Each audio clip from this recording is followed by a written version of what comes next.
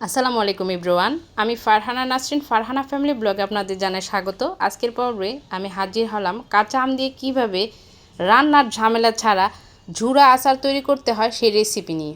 চলুন তাহলে দেখে নিই। প্রথমে আমি এখানে আম নিয়ে নিলাম আর আমগুলাকে একটা পটেটো পিলার দিয়ে ছিলে নিচ্ছি। আপনারা চাইলে এই কাজটা বটি দিয়ে করতে পারেন, কোনো সমস্যা নেই।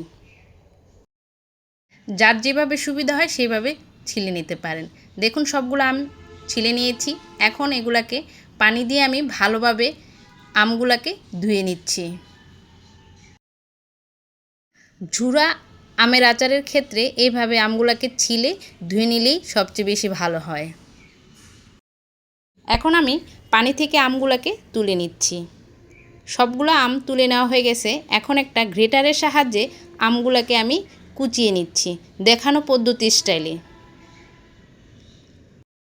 আপনারা যারা নতুন এসেছেন আমার চ্যানেলে, প্লিজ আমার চ্যানেলটি এখনই ফলো আর লাইক দিয়ে পাশে থাকতে পারেন।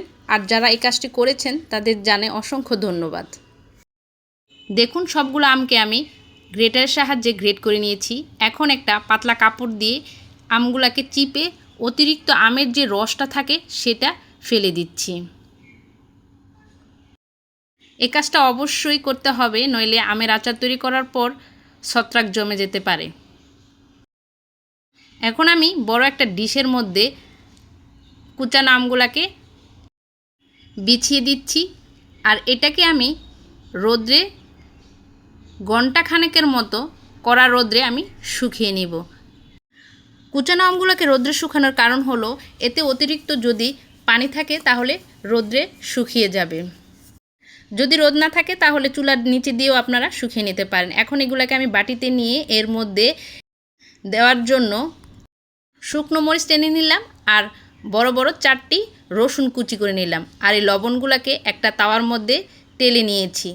এখন এর মধ্যে পরিমাণ মতো সরিষার তেল দিয়ে দিলাম আর সেই যে কুচানো রসুন ছিল সেই রসুনটাও এর মধ্যে অর্ধেকটা দিয়ে দিলাম। আর দিয়ে দিচ্ছি লবণ আর দিয়ে দিচ্ছি মরিচগুলোকে একটু ছিঁড়ে ছিঁড়ে এর মধ্যে দিয়ে দিচ্ছি। এখন এগুলোকে ভালোভাবে আমি মেখে নিচ্ছি। এই আচার তৈরি করার ক্ষেত্রে রান্না করার প্রয়োজন হয় না, এটা এইভাবেই তৈরি করে নিতে হয়। এখন মাখানো হয়ে গেছে। এখন আমি এগুলোকে একটা শুকনো বয়ামের মধ্যে ভরে নিচ্ছি।